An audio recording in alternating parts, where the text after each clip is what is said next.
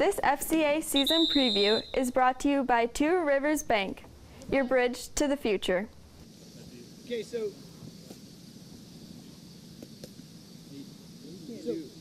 how are we gonna block this guy if our tackle's pulled? A farmer by trade, first-year head coach of the Danville Bears, David Bunnell, is planting seeds. It's like starting over. There are no seniors on this team and just 3 juniors. So it's on a young group of Bears to make a difference and produce. My sophomore class, they've had some success in the past in athletics, and they really step up and take charge and do the things they need to do in the off season, and it's starting to show here on the field. You know, we're short numbers, but the kids that we do have been working hard, and I'm excited to see where we can end up. Brand new offense, brand new defense, things we haven't done in the past, so you know that's going to come into play a little bit when we get into that tight situation in games where guys aren't accustomed to what we're doing, and our conditioning has been over top, kind of. We've been trying to work on that a lot because with our low numbers, we understand that we're going to need that in the fourth quarter. In some crazy way, have those underclassmen said, "This is opportunity. This isn't disaster. This is my chance to really be a varsity player even longer." You know? Yeah, and that's I think what some of them have in their mind. You know, the mindset, the kids that have been showing up to the weightlifting in the off season and doing the extra things, the 7-on-7s in the summer. Those are the kids that wanted to be there and wanted to play varsity as a freshman last year. And last year we had 14 seniors. That was kind of hard to do. So they didn't have that opportunity as a freshman. Now they're sophomores. They have that opportunity to seize, and they've really taken control of it. A strong and talented group of sophomores is responding beautifully to Bunnell and staff. And these sophomores say they see this as a great opportunity when it comes to now and the big picture, including in the leadership department. I think it's good because we'll definitely get the experience that we might not be able to get if there were more seniors and juniors, and that'll play out to junior and senior year and be a lot stronger, a lot faster. So. You certainly don't see anybody hitting the panic button here too. I mean, how fulfilling is that as you face this season? The guys are all in. I think it's good that we're confident and ready to go as a sophomore class, because I mean, usually there's not a lot of sophomores playing varsity, but it's good to see. How much are the guys getting the new offense and the new defense too? And do you think that was a really strong move too to go ahead and change? I like the move.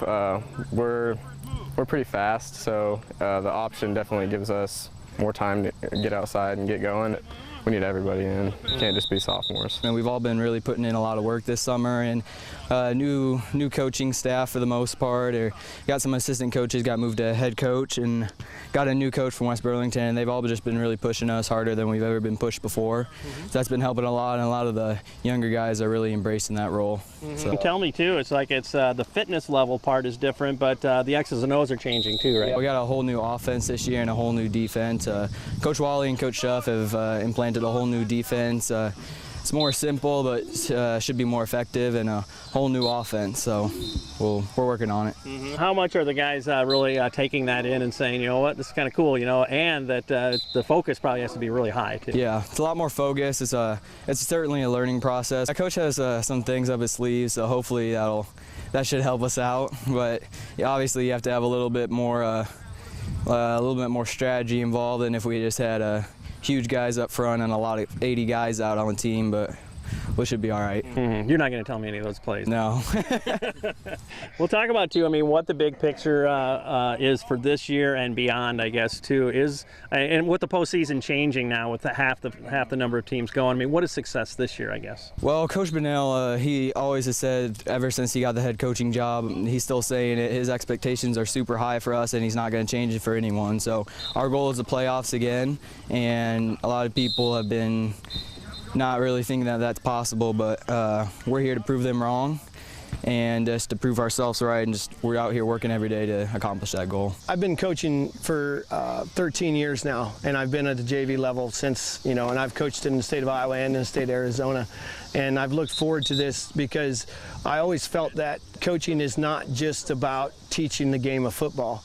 It's teaching the game of life, because there's so many things that we go over and we do, the disciplines of not stopping when you know, to break through that wall, so to speak, when my body says I'm tired, but my mind says I got to keep going. So yeah, it's very fulfilling to me. How about you, coaches and athletes? Are you ready to make your teams better at your college, high school, or middle school? school? To find out how you can start an FCA huddle, you can contact me or check out our website at illawafca.org. With this FCA season preview, I'm Dan Pearson. You had Sawyer. I know you can see over it. Sawyer Hey, way to correct that, guys. Way to correct it. Let's go. We're looking drags. Looking drags. Tailback. I'm just saying that your tailback was wide open also. Okay, remember, short, sweet. Right? Are we done?